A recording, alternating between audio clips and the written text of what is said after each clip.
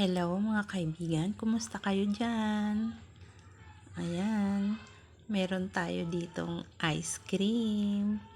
Ang ice cream ko na yan ay may 4 lang na ingredients. Ayan, panoorin nyo ang aking kabuuang video para malaman nyo kung paano at ano-anong mga ingredients ang nilagay ko sa aking ice cream na to. Yes. Siguradong magugustuhan ng mga chikiting nyo ito pag natikman nyo ang version ko na to. So, let's do! Ang ating ingredients ay mais na luto, evaporada, kondensada, at saka 2 mango. Gayatin muna natin ang ating mais. Ganyan ang pagkagayat. Medyo makapal para maganda. Pagka kinain ang ice cream ay mararamdaman mo siya. May mais. Ayan. Ganyan. Tuloy-tuloy mo lang ang iyong paggayat. Pero kung gusto mo namang manipis ng pagkagayat, okay lang. Pero ako, gusto ko ganyan, makakapal. Ayan, ang ating evap milk at saka mango. Pagsamahin at i-shake hanggang sa ito ay maging tiny katulad niyan, pinong-pino na. Yan, ganyan. Then, isusunod natin ang ating condensed milk. Iwi-whisk natin ito hanggang sa mag-double ang kanyang size. Iwi-whip natin yan ng 20 minutes to double the volume of our condensed milk. Then, just be patient of whipping and then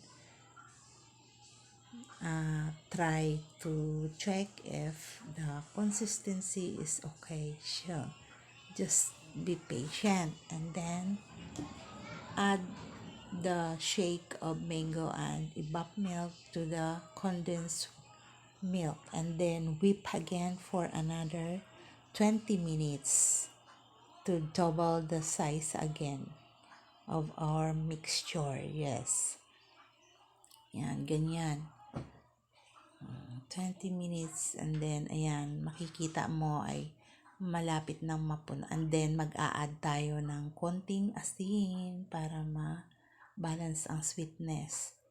Then ito na ang ating corn na ginayat. Ayan. Ilalagay na natin sa isang bowl ang ating mixture.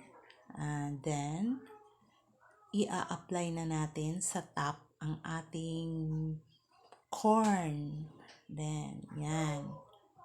Ilalagay lang dyan.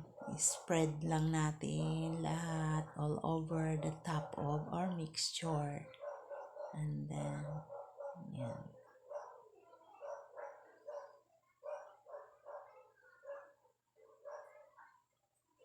Yan.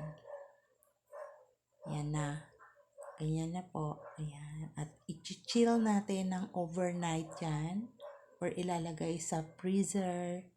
And then, the next morning, ayan, ang ating nagawang ice cream, ito na. Yan na siya, ngayong umaga na. Ayan, napakaganda na, napaka-smooth ng kanyang texture actually. Yan, ang ganda ng kanyang hagod. Yan, talaga. Katamtaman at napaka-balance ang kanyang mixture. Ayan, makikita nyo naman yung paghagod mo ng yung scoop ay maganda na naikot siya. Mga 10 minutes na kasing nailabas yan kaya medyo may konting na liquid doon sa bandang gilid, hindi agad nabuksan. Ayan. Pero okay lang, kaya dahil medyo maganda-ganda na rin, hindi na gaano matigas pag ini-scoop mo yan. Yan, at saka masarap ng kainin, talaga, ayan, hindi katamtaman lang ang kanyang texture. Actually, wala pang 200 ang aking nagasto dyan, pero yan, sobra na sa kalahati sa lalagyanan ng cookies, Ayan, pag binili mo na siya sa supermarket ay mga 400 na or less 400 siguro. Pero walang halong biro. Napakasarap po talaga ng ice cream na ginawa ko. Napakabango. Sarap-sarap. Kasi dahil doon sa combination ng mango at saka corn. Yan, tingnan nyo po ang ating corn. Yan na siya. Diba? Hindi naman sama sa mga chikiting nyo natin. Ayan, gustong gusto nila. Sigurado magugustuhan nila yan.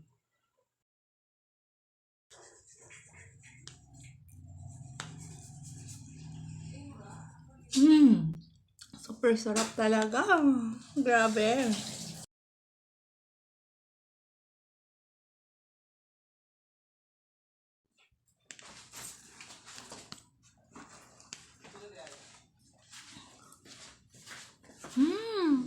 Super sarap. Ayan, isang malaking baso na yan. Naubos ko talaga. Punong-puno yan. Yung pinakamalaking baso. Ayan, ganyan kataas. Naubos ko siya. Super sarap. Thank you for watching. Bye.